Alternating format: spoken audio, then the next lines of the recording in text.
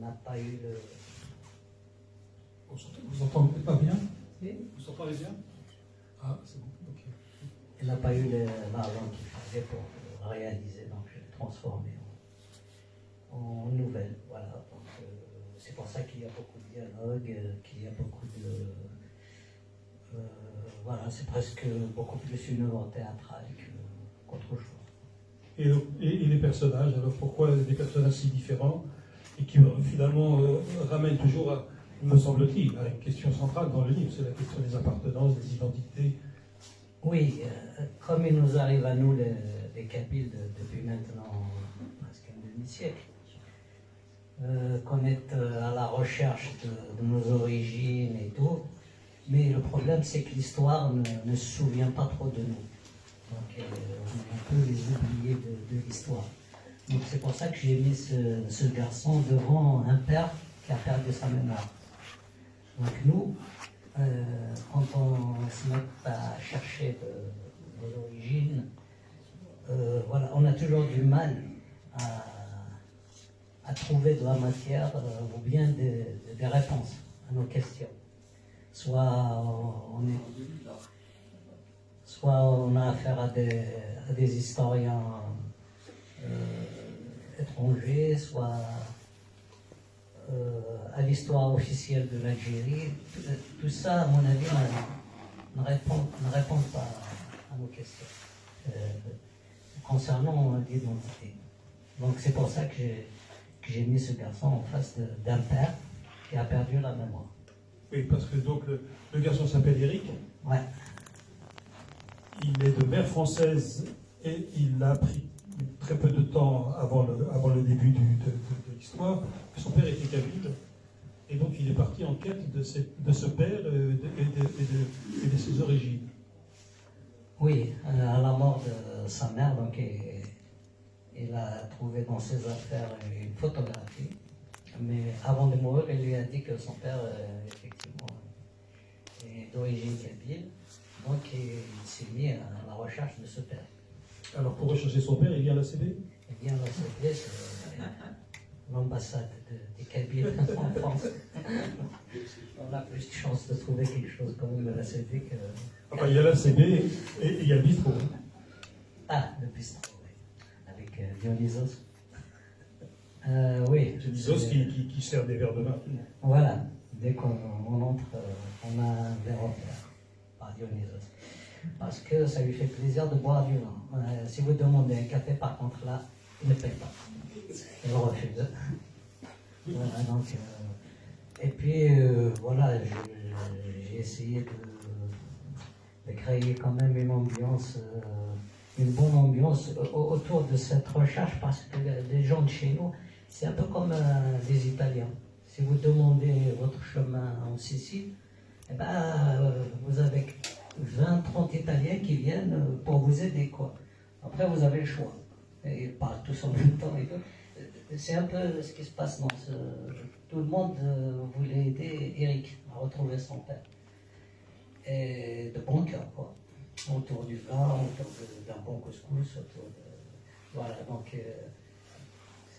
c'était voilà, dans la bonne ambiance, ce qui n'est pas peut-être le cas quand on cherche nos origines historiques. Alors avant de revenir sur ces questions, il me semble que vous soyez vraiment bien amusé à décrire quand même les personnages de café. Il y a Dionysos, effectivement, et il y a celui qui vient ici pour affaires, c'est entendre... Oui, j'ai essayé de mettre en scène différents personnages, par exemple un sans-papier qui ne voit pas le bout du tunnel, donc lui il est négatif, il répond toujours à côté, et voilà, un retraité, que d'ailleurs le sans-papier accuse d'affairisme et tout, et puis il y a Dionysos qui donc des verres à tout le monde, et puis il y a un peu de tout, quoi. Il y a même le kurde. Vous connaissez tous. Et puis il y a Bébé. Il y a Bébé aussi.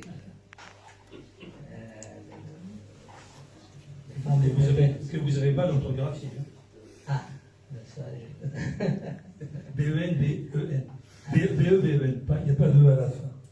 Alors, on disait sur cette quête des origines, c'est vrai que ça nous travaille tellement, le générique, qu'il suit des analyses, qu'il se pose des questions, qu'il refuse même de draguer la moindre kabyle qu'il croise, parce qu'il a appris qu'il avait aussi une sœur, et donc il craint de tomber sur sa sœur s'il draguait une kabyle. Oui, c'est quand même pour lui une obsession, quoi. Il avait peur effectivement de draguer des femmes kabyles. D'ailleurs, c'est pour ça qu'il raconte l'histoire de Maupassant, qui est quand même horrible, cette histoire. L'ermite. Oui, l'ermite, que je vous invite de dire si vous ne l'avez pas encore lu, parce que c'est incroyable cette histoire. Et donc, il était vraiment obsédé par cette question. Il voulait connaître sa famille, il voulait connaître son père, ses frères, ses sœurs, pour être peut-être plus à l'aise avec les Kabyles, avec le monde kabyle. Parce que s'il l'affronte sans savoir qui est son frère, qui est son père, qui est sa sœur, c'est quand même terrible. C'est comme irréparable, quoi. Donc avec les valeureux du bistrot kabyle, avec la CB, il finit par découvrir qui est son père. Donc ni une ni deux, il va au village de ses origines, au village où vit son père. Et là, il découvre qui comme père? Il découvre un père complètement qui a perdu la mémoire, donc il ne se souvient de rien, et qui confond le village et Paris. Donc il pense qu'il vit toujours à Paris. Sa maison, il prend sa maison pour un hôtel, donc il se prend pour un client, donc client est roi. Donc il veut être bien servi, bien. Et sa fille, il a une fille qui joue le jeu, une serveuse qui lui donne, qui accède à toutes ses demandes, quoi. Donc, à part les autres, ils ne jouent pas trop le jeu. Et il y en a qui le prennent vraiment pour un malade, donc ils s'en foutent un peu de lui. Il y en a sa femme par exemple, qui lui en veut toujours parce qu'il l'a laissé pendant des années. Donc voilà, il y a un peu de tous les profils aussi dans cette maison. Oui. Alors il faut dire que là, ça donne des scènes, des comiques de situation où effectivement lui qui se pense être à Paris, il perturbe complètement l'ordonnancement du village kabyle. C'est-à-dire qu'il lui faut son apéro, il lui faut son petit ricard avant de passer à table, son verre de rouge à table, voire davantage, il fume des gauloises, il drague même les femmes kabyles dans le village, alors, comme s'il était à Paris, un titi parisien, ce qui peut provoquer effectivement pas mal de désordre. Oui. Jouer là avec les appartenances. Oui, mais je crois que les Kabyles ils aiment bien ce genre de personnage parce que ça met beaucoup d'ambiance. Et lui, il met beaucoup d'ambiance au village, quoi, en se prenant pour un Français, un Parisien. Et c'est tout le monde qui répond un peu, qui lui font croire qu'il est toujours à Paris, quoi. Et donc lui, il se trouvait bien parce que finalement, quand on nous parle de l'intégration, il était bien intégré en France, Cassim. En arrivant au village, quand il a perdu sa mémoire, et elle a retrouvé ses réflexes parisiens, sa vie parisienne, son passé parisien. Donc voilà, je crois qu'il était plutôt un vrai Parisien, plus Parisien que Kabyle. Et d'ailleurs, ce qui est sans jouer le ténor, mais ce qui me semble profond dans cette histoire, c'est cette mise en miroir entre un jeune Français pur sucre qui vient rechercher ses origines kabyles ou sa part de kabyléité, fut-elle illusoire, et puis un père kabyle pur sucre, mais lui qui se dit français, quoi, qui vit comme un Français. Oui, c'est ce qui est bien dans ce. finalement, tout le monde cherche quelque chose, hein, une identité qu'il pense, qui lui manque pour vraiment être bien avec lui-même, avec ça. Et Cassie, peut-être en restant parisien au village, peut-être c'est ce qui l'a aidé aussi à vivre et à survivre, parce qu'il pense qu'il était dans son milieu, dans son... Peut-être s'il se rendait compte un jour qu'il était au Kabylie, peut-être qu'il deviendrait beaucoup plus malheureux, je ne sais pas. Qu'est-ce que vous pensez du thème de l'identité en général? Ben, moi je crois que l'identité individuelle ou l'identité collective, je ne sais pas. En l'occurrence individuelle, disons déjà. Cette quête individuelle, vous brouillez les pistes, vous jouez un peu avec les appartenances, vous entretenez effectivement. Ça semble dire que tout ça, ça fait partie des illusions, ces questions identitaires. Oui, parce que ça bouge beaucoup. On change d'identité presque, même en une journée. Parfois, on change d'identité 2-3 fois par jour, quoi. Ça dépend du milieu où nous sommes, ça dépend des gens qui nous entourent, ça dépend des lieux, enfin, de tout ce que... voilà, on change souvent. Donc il n'est pas stable, il est très mobile. Je crois que c'est ça l'identité. Il n'y a que les gens qui nous pétrifient, qui fixent une identité, et ils pensent toujours que c'est la même qu'on a pendant toute sa vie et tout. Il y a même eu un ministère. Mais... Alors, voilà. Alors que c'est pas vrai, quoi. Ça change tout le temps.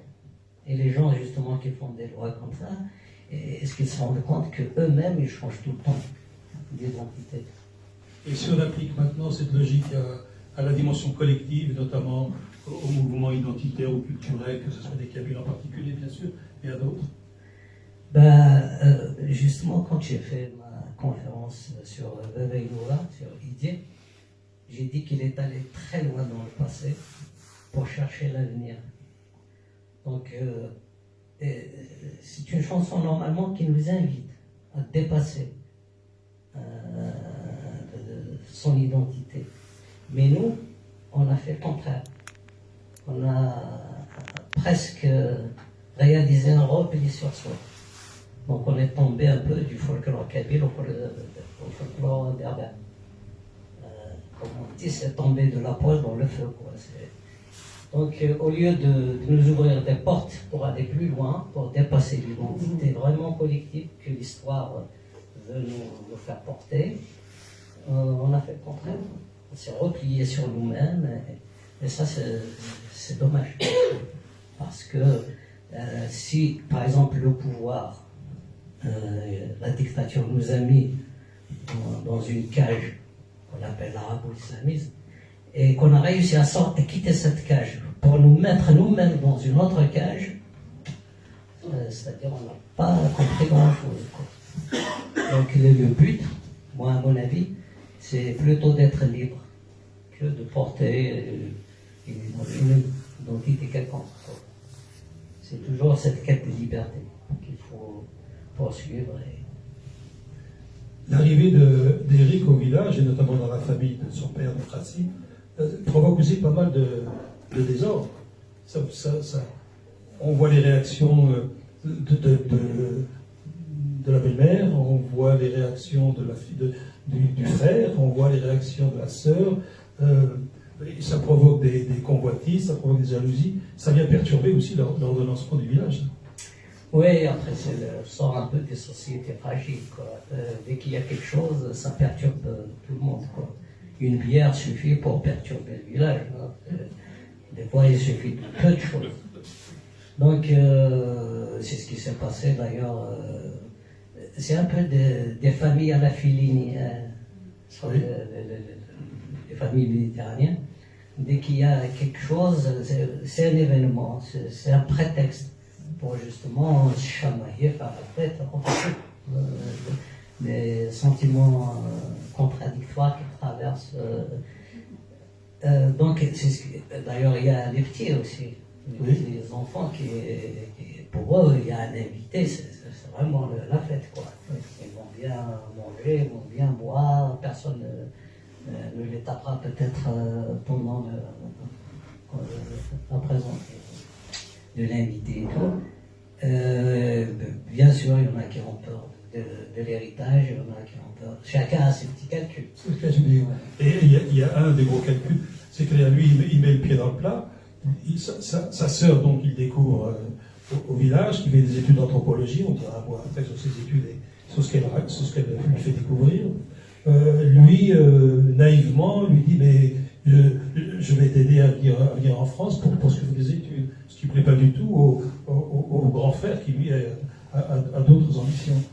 Oui, parce que le frère, il pense que c'est lui qui doit être en France, mais sa sœur, quoi. Sa sœur, c'est une femme, elle n'a rien à faire en France. Alors que Eric, il pense différemment. C'est plutôt elle qui doit être en France parce que il fait des études. Voilà, donc c'est plus légitime que sa sœur vienne continuer ses études. Alors que lui, il veut juste venir. Voilà, il va jusqu'à lui demander un rôle dans le. Oui, il est cinéaste. Voilà. Alors qu'il n'a jamais fait de cinéma. Oui. Laisse-moi venir en France et toi je m'occupe de ça. Voilà. Exactement. Alors, il y a, même dans les autres nouvelles, mais les femmes ont une place particulière, j'ai l'impression, dans le texte. Que ce soit par exemple ici, la femme kabyle qui se retrouve seule parce que le mari est parti, que ce soit la française qui était avec le père d'Éric Rassi, ou que ce soit sa jeune sœur, c'est quand même des parcours à chaque fois ou de douleur ou contrarié. Oui, malheureusement, on a tous connu la condition féminine en Kabylie. C'est des femmes qui ont souvent beaucoup souffert de tout. Soit par exemple des femmes justement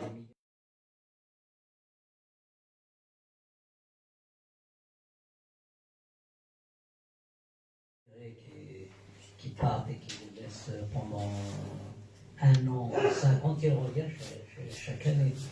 Ou bien des femmes qui ont perdu leur mari parce qu'il y a eu la guerre, ou bien des femmes qui ont eu la malchance d'épouser des pauvres. Donc c'est rare où on tombe quand même sur des femmes qui ont une bonne condition quoi, de vie. Voilà, donc. Mais même en France, en l'occurrence, en plus. Ça nous poursuit partout. De toute façon, la vie qu'on se fait, quoi. On construit quelque chose et puis partout, il nous poursuit. Voilà. Même quand on change de lieu, quand on change de pays, généralement, à un moment, on retrouve les conditions qu'on a fuies, quoi. Alors cette jeune sœur qui est anthropologue, c'est elle qui a introduit peut-être la dimension politique, identitaire dans ce livre. Oui, après dans cette nouvelle. Je voulais donner surtout la différence entre l'anthropologie et l'histoire. Oui. Parce que je fais l'anthropologie parce que l'anthropologie c'est un peu le contraire de l'histoire. L'histoire, moi à mon avis, c'est une discipline politique. Il est là pour justifier les guerres, les massacres, la domination et tout. Il suffit de... Et puis l'anthropologie, elle est plutôt du côté des petits peuples, des petits, voilà. Par exemple, anthropologiquement, nous sommes des Méditerranéens, mais historiquement, nous sommes des Arabes. C'est quand même différent. Parce que l'histoire, elle ne tient pas compte de la culture, des attitudes. Et t'as perdu la guerre, On a perdu la guerre contre les musulmans, les arabes islamistes, donc on est musulmans. Et il oublie tout de suite qu'on était chrétien, qu'on était païen, qu'on était... Donc c'est ça le danger de l'histoire, en fait. Il est toujours du côté des plus forts. Voilà. Et nous, justement, naïvement, parfois on table sur l'histoire.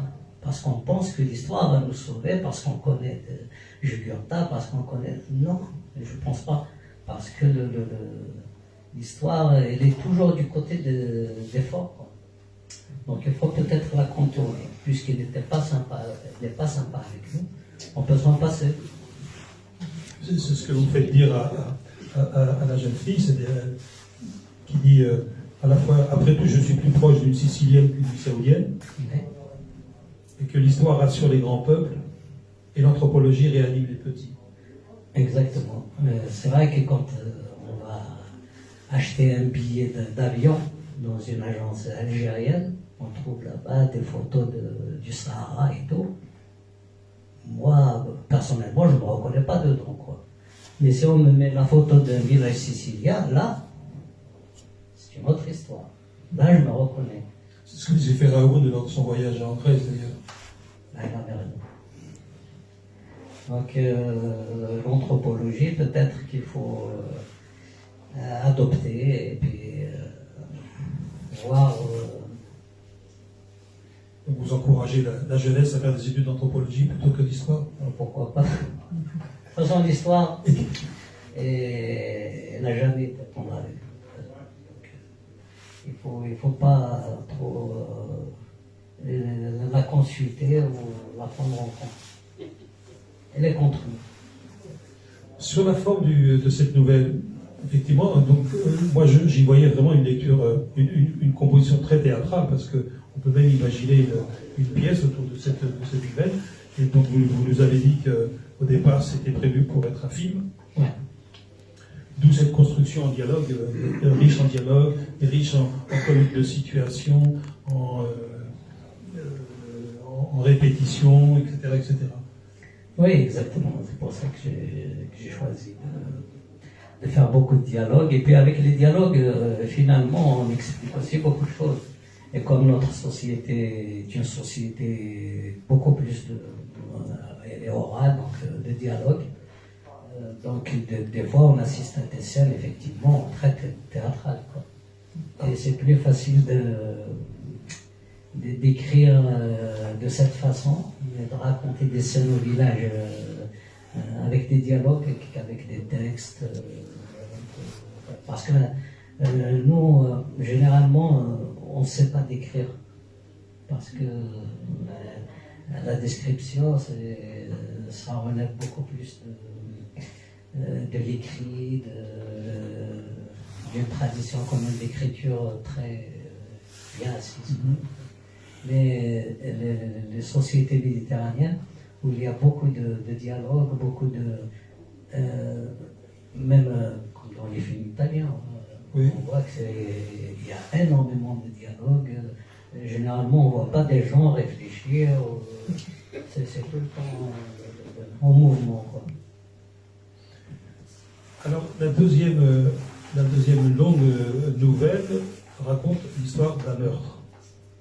De quoi s'agit-il? Je voulais juste faire une histoire policière, quoi. Et là, on a changé effectivement de genre. On est dans l'enquête policière. Voilà, donc ça tombe justement sur une femme. Donc, on assassine une femme. Et c'est presque la même chose. Hein. Il y a l'homme, c'est lui qui est stérile, mais c'est la femme qui doit mourir parce que c'est de sa faute, quoi. Donc c'est comme le type qui veut y aller en France, alors que c'est sa sœur normalement qui est prioritaire. Donc voilà, donc il y a une intrigue, il y a un policier, deux policiers, et puis qui font l'enquête au village, quoi.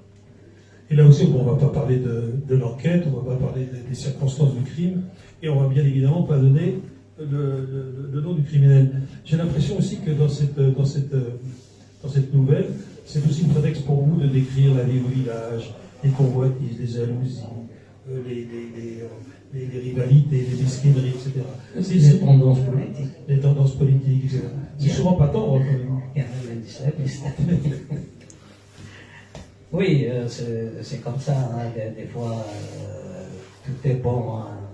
Tout est prétexte pour parler, pour se chamailler, voilà, des fois, on a des gens qui épousent des idées politiques, mais dès qu'ils rencontrent son voisin, il a les mêmes idées que lui, tout de suite il change quoi. Il passe juste pour emmerder le voisin. Il n'y a aucune conviction derrière. Ça fait de l'ambiance.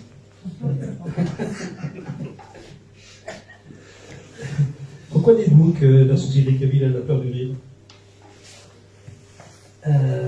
Ouais, parce qu'ils disent Zayud dit j'entends ça. C'est l'Inde qui a inventé le rire. En réfléchissant, peut-être que ça a un sens en fait. Parce que l'Inde, c'est l'animal, c'est l'attribut de Dionysos. On y revient. Voilà, et Dionysos, c'est le rire, c'est la musique, c'est la danse, c'est le vin, c'est l'ivresse, parfois même c'est le crime, quoi. Parce que c'est une doctrine quand même un peu. Donc peut-être ils excluent le rire justement de la sagesse à cause de ça. Donc ils attribuent le rire à l'âme. La troisième nouvelle, qui est très courte, elle, à peine 2 pages, Ouais. mais qui n'est pas la moins riche en termes de signification, puisque, bon, racontez-nous déjà cette nouvelle, qu'est-ce qu'elle raconte. Il y en a 4 quand même. Oui. C'est le souvenir, c'est le souvenir de l'adulte. Moi, je suis encore. Ah, mais c'est le décalage, c'est vrai que vous débarquez. Vous avez atterri. L'histoire de cet homme qui se souvient de sa prof de français et qui termine sa souvenance en évoquant sa prof de français donc, pendant la période coloniale, que le son de sa voix, la couleur de ses yeux et de ses robes et le parfum de ses cheveux qui continuent encore de coloniser, entre guillemets, agréablement ma mémoire. Oui, c'est une histoire vraie, hein. C'est quelqu'un qui m'a raconté cette histoire. Donc, il a perdu sa maîtresse de français. Alors, ce qui est important, c'est que cette souvenance, tout ça est évoqué lors d'une fête de l'indépendance. Ouais. C'est là où ça devient peut-être sacrilège. Oui, parce que peut-être que les Algériens ont gagné la guerre, mais lui, il a perdu sa bien-aimée, quoi. Donc, pour lui, l'indépendance, c'était au contraire un événement triste pour lui, parce que ça l'a séparé de la femme qu'il aimait. Et puis, voilà, donc il a jeté son cartable à la mer, et puis il est venu en France à la recherche, toujours à la quête, comme la première nouvelle où il y a la quête du générique, il cherche son père. Là, des policiers qui cherchent l'assassin, et lui qui cherche sa maîtresse. Sa maîtresse. Mais sa maîtresse, ce prof, vous voulez dire, hein, parce qu'il y avait. C'est sa maîtresse à l'école. Oui, bien sûr. D'accord, maîtresse d'école. Hein. Garçon. Son ancienne maîtresse. Oui, mais je sais qu'il y en a dans cette salle qui me comprend. Ah, ça, même dans ce cas-là, ça vaut le coup. Hein. Et quand je lisais cette nouvelle, et quand je sens, enfin, il me semblait mesurer le côté un peu sacrilège, iconoclaste, je me disais, mais comment situer cette nouvelle? Je ne sais pas si vous êtes au fait des débats de la sociologie française, de la militance identitaire en France, etc., des théories postcoloniales, néocoloniales, mais j'ai vraiment l'impression que cette histoire va à l'encontre à la fois des nationalismes étroits et puis des enfermements sociologiques auxquels on est un peu, sur lesquels on croule peut-être sans nom. Moi, je te dis tout de suite que c'est pas ta tasse de thé. La décolonisation a fait notre malheur, quoi. Et le problème de la décolonisation, elle a détruit des sociétés qui commençaient à naître, des nouvelles cultures, des langues, Donc on a fait dans l'Antiquité, quand un peuple envoyait un autre, il essaie de le repousser, mais s'il n'arrive pas, après, c'est bon quoi. Ils font communauté ensemble, ils créent une nouvelle langue, une nouvelle culture, et ils vivent ensemble. On l'a fait avec les Phéniciens, on l'a fait avec les Romains, avec les Arabes, avec les Turcs, avec les Français. Mais après 130 ans, une nouvelle société commençait à naître. Mais on l'a brisée. On l'a brisée, donc on a chassé tout le monde, hein, le juif, l'européen, le catholique, et les berbères. On nous a mis de côté. Maintenant, c'est notre tour. Hein. Ils sont en train de nous déporter, de nous chasser. Et voilà, maintenant, ils sont maîtres à bord. On revient au 7e siècle. Et tout ça parce que on a cassé une société qui allait naître. Avec des berbères, des arabes, des européens. On ne lui a pas donné sa chance comme les autres. Et nous, quand on vient justement en France, en Occident, c'est pour chercher cette part de culture dont on nous a privés. Donc, pourquoi chasser, par exemple, c'est ce qui m'étonne d'ailleurs de nos francophones, que j'aime beaucoup, hein. Malheureusement, on n'entend jamais un arabisant critiquer le colonialisme arabo-islamiste ou turc. Mais un francophone, dès qu'il prend le micro, il s'attaque aux Romains et aux Français. C'est pas normal. Parce que c'est des guerres de civilisation, de culture. Je trouve que c'est pas normal. Eux, ils reconnaissent que les Arabes et les Turcs ont apporté de la lumière, tout ce qu'on veut.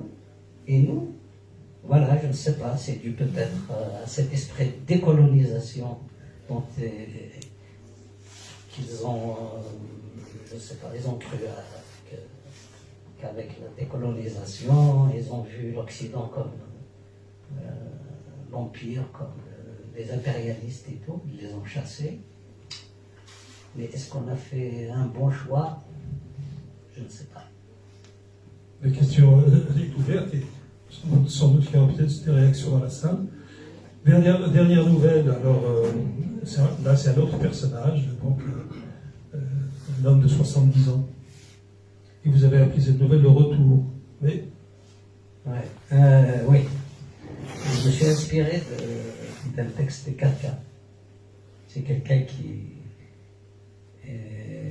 retourne chez lui, mais qui ne reconnaît rien. On en a parlé tout à l'heure, c'est ce qui est arrivé oui, c'est ce qui arrive à Musulman.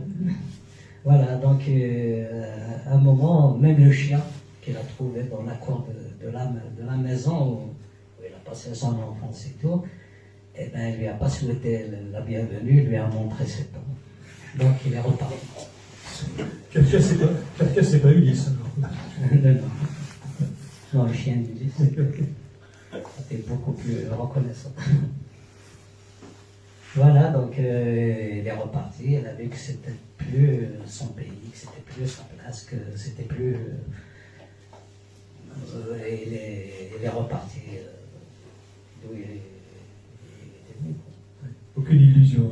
Personne ne l'a reconnu, donc il a traversé le village comme un fantôme, et personne n'a cherché à comprendre qui c'était.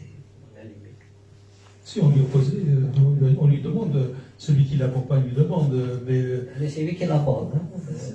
Après on discute. Sinon tout le monde, personne n'a cherché à comprendre. Alors qu'il a pris des cadeaux avec lui pour les donner aux gens de sa famille, il était angoissé et tout. Il n'y avait personne qui l'attendait. Écoutez, moi je vous propose de commencer à dialoguer avec le public, si vous avez des questions, si vous avez des réactions, parce que ce que dit en général Hamzian Kézar peut susciter des réactions. C'est tellement souvent original que bon, ça peut provoquer des débats. Est-ce qu'il y a des gens qui veulent dire un commentaire ou poser une question?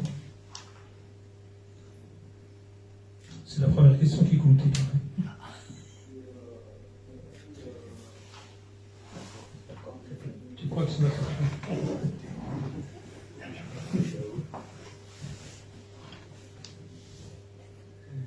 Une autre question qui serait liée davantage à votre travail de manière générale est quelle part, c'est peut-être pas très fin comme question, mais quelle influence a le travail que vous avez fait avec Mouhia sur votre regard sur le monde, sur vos écrits? Ben, moi, j'écris pas mal avant de connaître Mohamed Yahya. Donc, avec Mohamed Yahya, c'est surtout. Il m'a appris beaucoup d'astuces, beaucoup de. Donc, si tu veux, c'est une espèce de stage ou de formation. Voilà. J'ai appris beaucoup durant on a travaillé par exemple sur Astérix, sur quelques chansons, sur quelques textes et tout. Donc tout ça, on l'a fait justement pour m'apprendre à comment voilà, comment traduire, comment adapter, comment. D'accord, c'est beaucoup plus technique. Justement, c'est en lui récitant les textes que j'ai écrits, il m'a dit bon. C'est très bien, est-ce qu'on peut se voir de temps en temps pour travailler? D'accord. Et des fois, il m'appelle la nuit pour me dire ah, tout à l'heure, le mot qu'on a placé, c'était pas bon. J'ai un autre. Je te dérange pas? Je dis non, c'est minuit. Non, quand je change, quand je change. Donc ça veut dire que tous ces thèmes de liberté, d'émancipation, comment dire, peut-être même parfois aller à contre-courant d'une certaine doxa politique identitaire, tout ça c'est en vous. Ah oui, ça c'est le fruit de mes lectures, peut-être. Et l'ouverture aussi, parce que je dirais que. Voilà, je n'ai pas peut-être les mêmes choses que les autres, je ne sais pas. Mais voilà, c'est le fruit de mes lectures, beaucoup plus. Toujours pas de questions? Oui. Donc il y a une question, quand on parle de l'identité, donc qui bouge constamment, pratiquement chaque fois qu'on rencontre quelqu'un qu'on bouge, mais par contre il y a les origines par opposition. Alors qu'est-ce que tu en penses? L'origine, en principe, nos origines ou les origines sont immuables, elles ne bougent pas. Oui. C'est une question, bon... Oui, c'est un peu comme un arbre, quoi. Il change de feuilles chaque année, de fleurs, de fruits, mais les racines, elles sont toujours enfuies et cachées, quoi. Donc ils ne bougent pas effectivement. Mais moi, je dis justement, quand j'ai dit, peut-être pour dépasser même les identités, l'identité arabe ou islamique, peut-être il faut d'abord dépasser sa propre identité. Après, on dépasse facilement les autres. Et en dépassant son identité, c'est là qu'elle devient beaucoup plus forte. Parce que on est allé au-delà. Donc là, on devient beaucoup plus fort et on peut s'ouvrir sans avoir peur. Parce que là, nous, on est vraiment dans une peur incroyable, quoi. On a peur. On a peur de tout. Pourquoi? Parce qu'on est fragile, on n'est pas fort intellectuellement, on n'est pas fort spirituellement surtout. Par exemple, les musulmans n'ont pas de nucléaire, mais ils ont Allah. C'est une station nucléaire. Alors, de l'énergie, de la force, nous on n'a rien. On nous tue un artiste, on n'arrête pas de pleurer parce qu'on n'a rien. Eux, vous pouvez tuer tout le monde, ils s'en fichent. Il y a Allah. Donc, effectivement, en revenant à, peut-être j'ai fait une digression, aux origines, oui, les origines, on ne peut rien faire. Quoi. Mais, voilà. Non, donc tu rejoindrais quelque part, alors, le nom m'échappe, avec l'âge, la mémoire, elle est défaillante, là. D'origine libanaise qui est à l'Académie française. Amin Malouf. Amin Malouf, avec les identités meurtrières.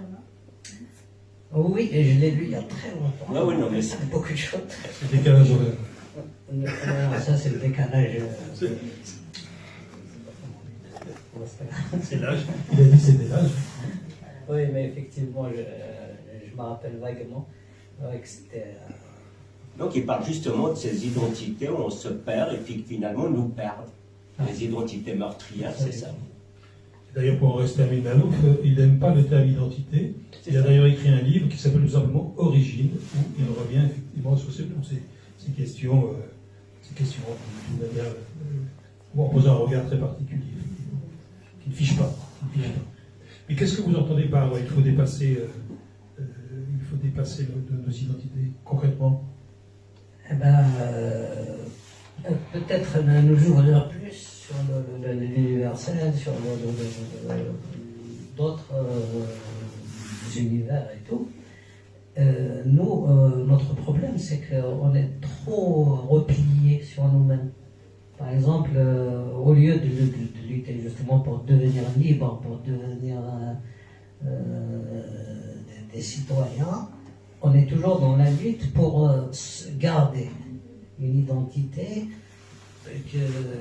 qui n'est pas peut-être émancipatrice.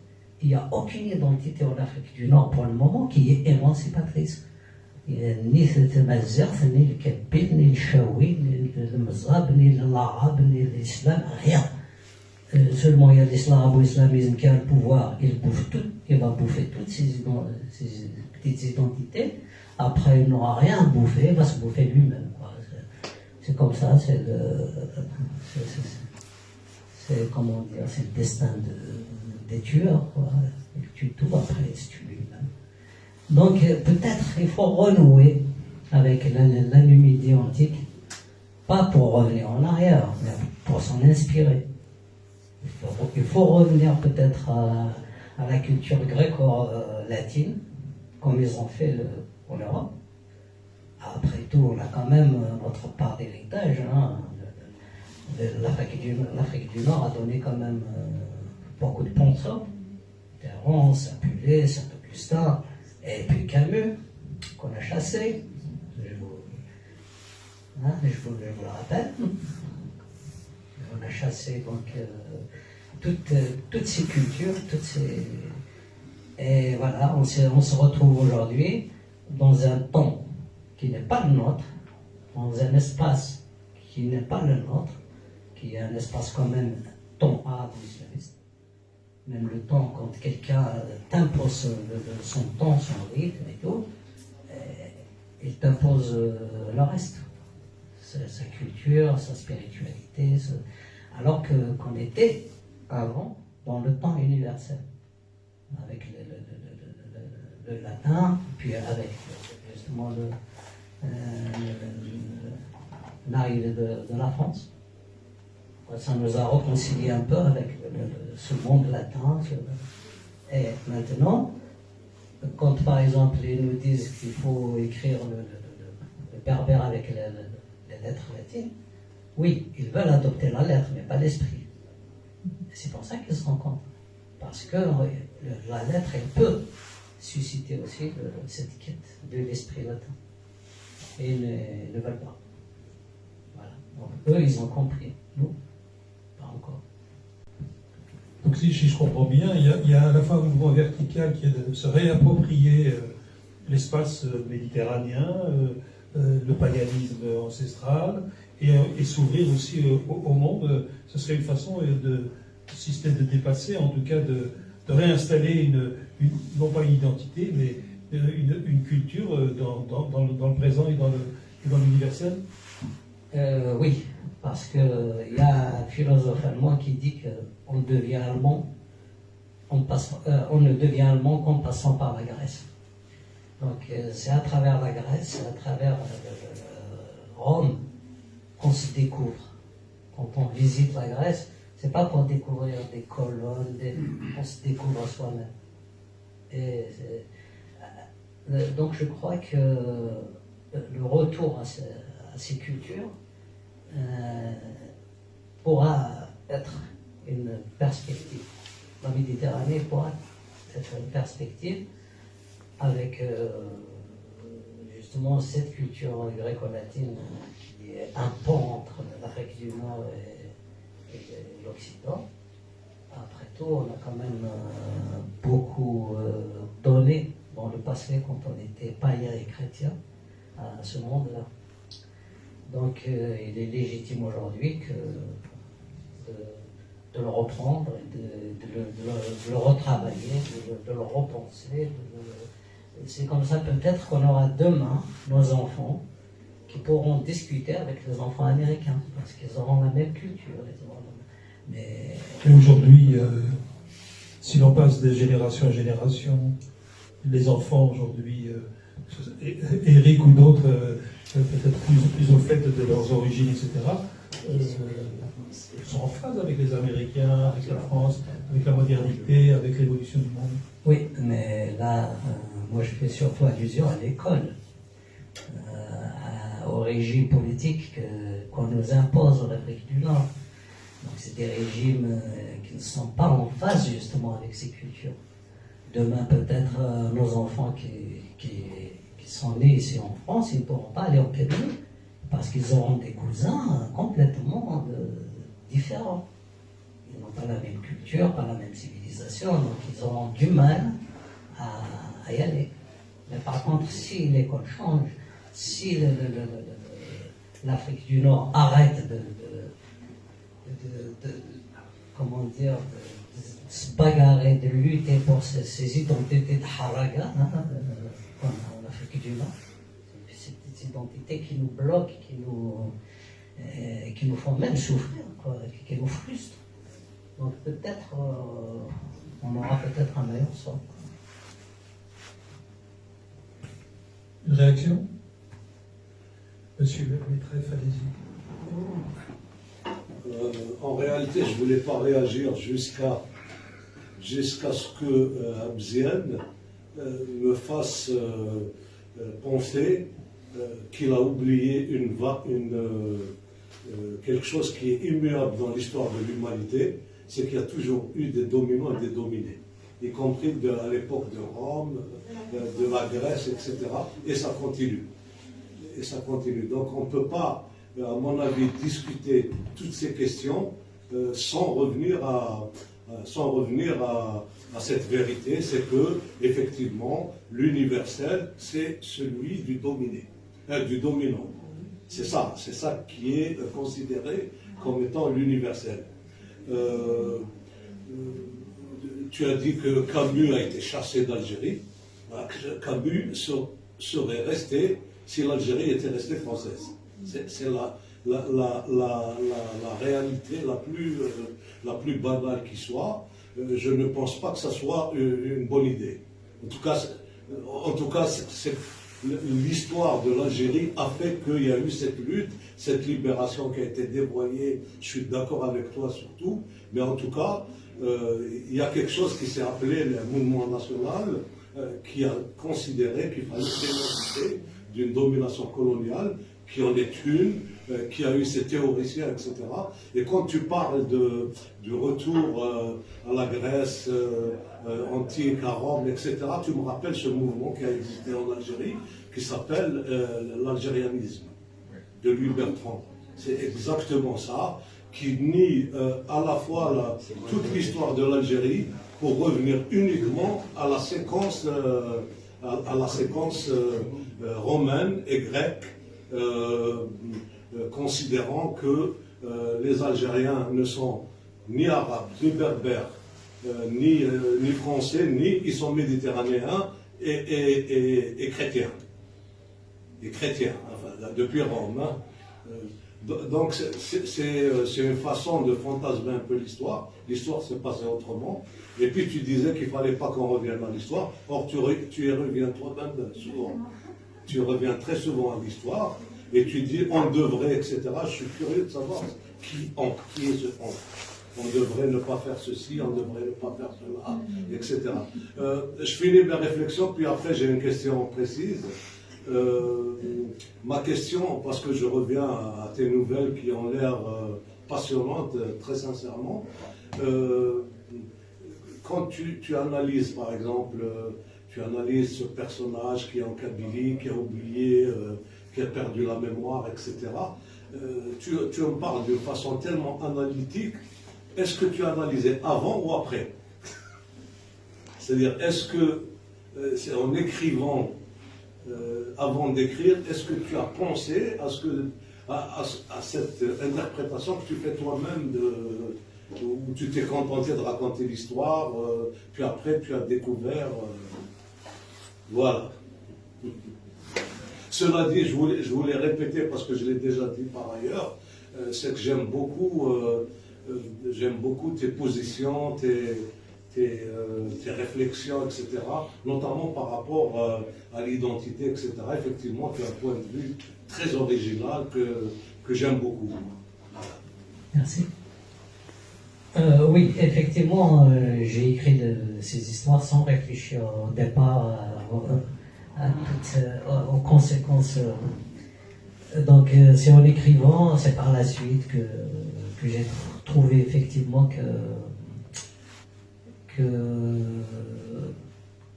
qu'on peut les interpréter autrement, qu'on peut voir dans cette quête identitaire individuelle et même une quête identitaire collective et tout.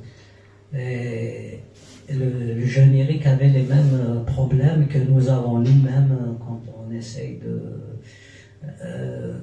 mais sincèrement, tu as raison, je n'ai pas réfléchi au départ. J'ai écrit, j'ai essayé d'être plutôt cohérent dans le texte. C'est tout ce que j'ai cherché au départ. Dans l'histoire. Voilà. C'est par la suite que je me dis, tiens, ça peut vouloir dire ça ou ça. Voilà. Bon, après, effectivement, moi je crois que revenons un peu à pour moi, notre problème, c'est un problème de civilisation. Le mouvement national, il a fait la guerre avec un esprit communiste, dominant-dominé. Je suis d'accord. Mais il n'a pas réfléchi aux conséquences culturelles et civilisationnelles. Et ça, je crois que c'est un problème. Parce qu'en épousant l'arabo-islamisme, même les chefs historiques kabyles ont condamné tout kabyle qui se dit, qui revendique sa spécificité. Parce que c'est comme ça. Non, je vais réagir très vite. Oui.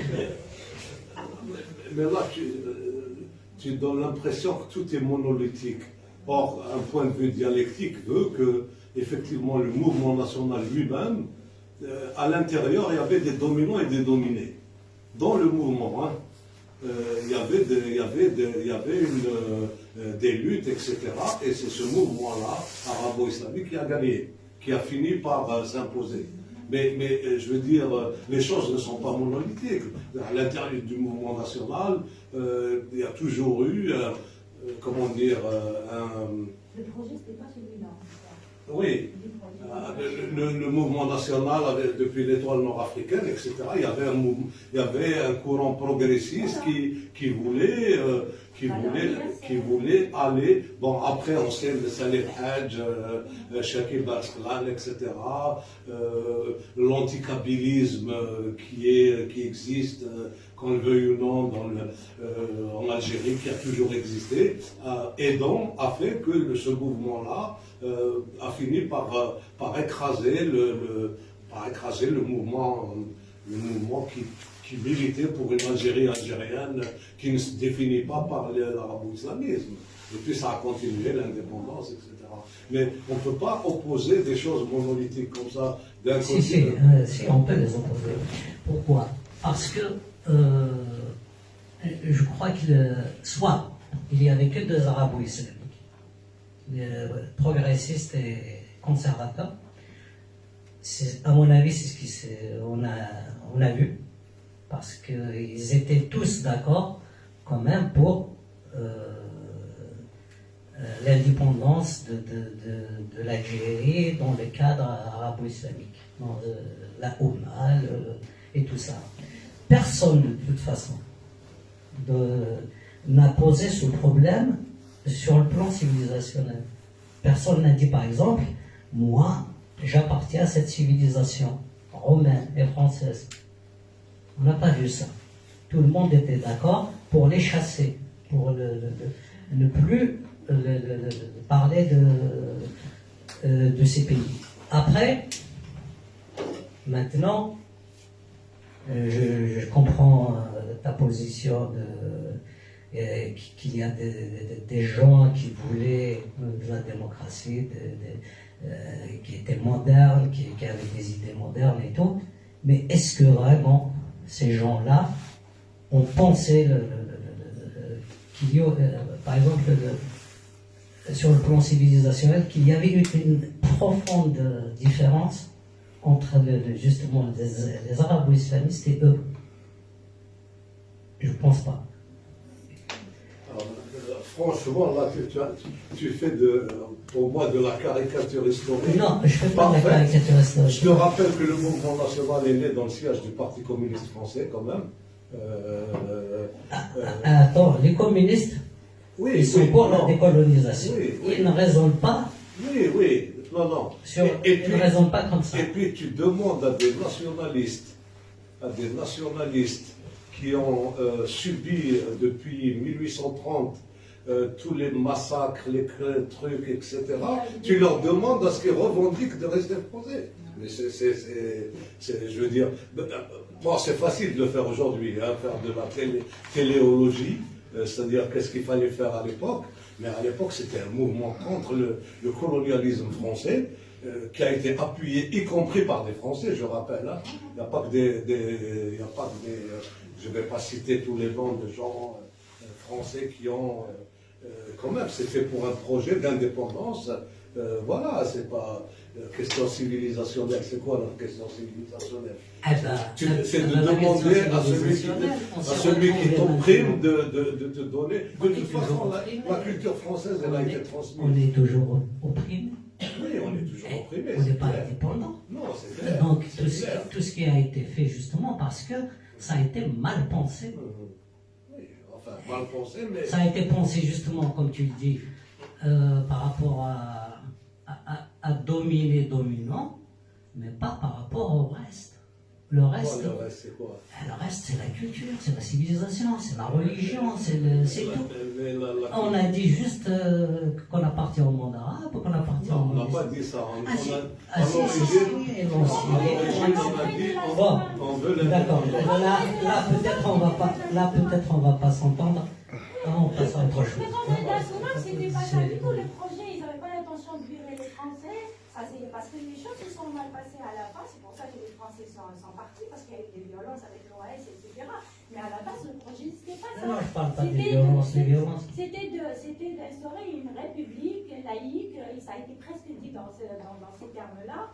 Pas de monarchie, pas de théocratie, etc. Donc le projet, c'était pas ça à la base. C'est parce que ça s'est mal passé à la fin. C'est pour ça qu'il y a eu le plan de qui est rentré. C'était le courant, effectivement, arabo-islamiste qui a gagné. Il a gagné, mais pourquoi aller avec eux? C'était pas ça. Il n'était pas question de. Pourquoi aller avec eux? C'est ça? Oui, parce que. Donc aller avec eux, c'est pour ça qu'il y a eu 2019, c'est pour ça qu'il y a eu 80, il y a eu 2001, il y a eu 2019 et qu'on continue encore dans la. Il y en aura d'autres. Il y en aura d'autres. Parce que quand on prend un mauvais départ, on arrive toujours à avoir. Une dernière question. Non, c'est pas une question, je voulais dire seulement dans toute révolution, ou bien. Vraiment, je veux dire, la question culturelle, c'est la dernière des questions qu'on se pose. Qu'est-ce qui va se passer après?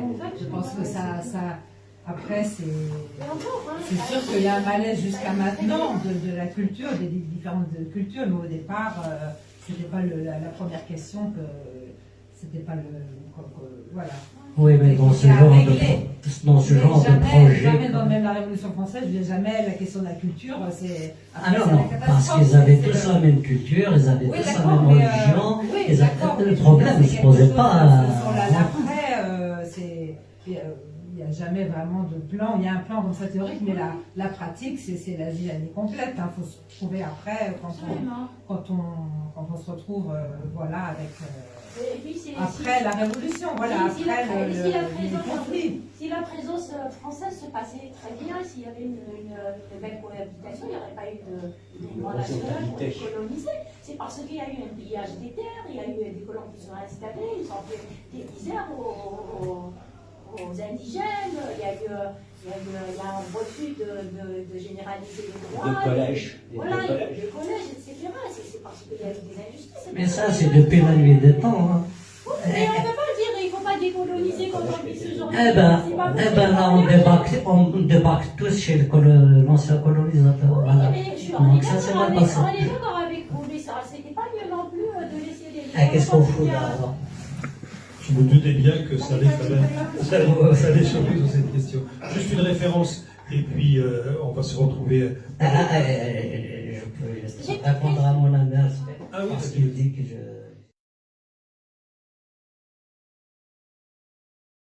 l'histoire n'était pas après, je revendique l'histoire. Oui, je revendique l'histoire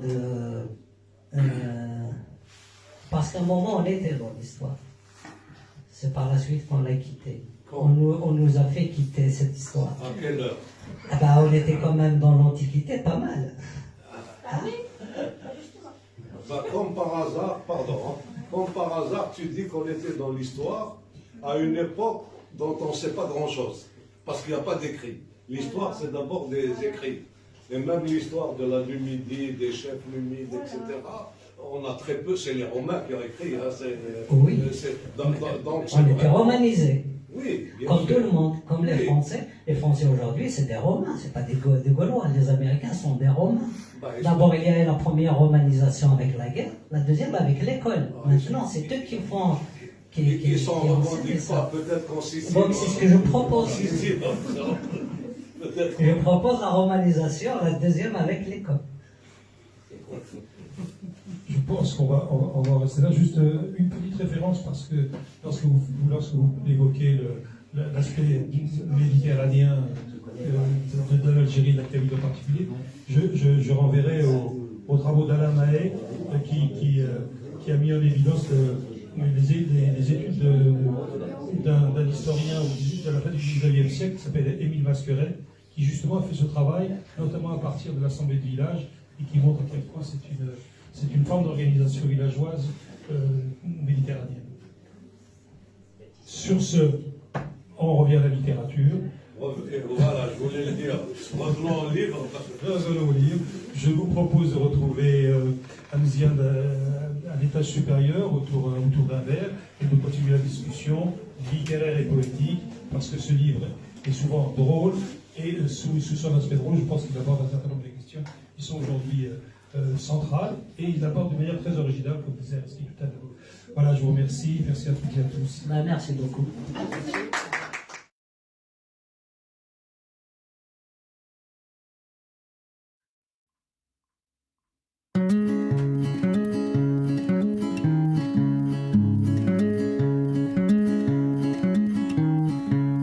غاس ويذ يطفن ذي السيريث غاس ويذ يطفن ذي السيريث سوى الناس تمشاليث سوى الناس تمشاليث ورتدي في نار غزهو غزهو غزهو ورتدي في نار غزهو غاس غرسي مشاشن غاس غرسي مشاشن غاس ما ذك زنقن ضاعن غاس ما ذك زنقن ضاعن ثروة غلو يضصوم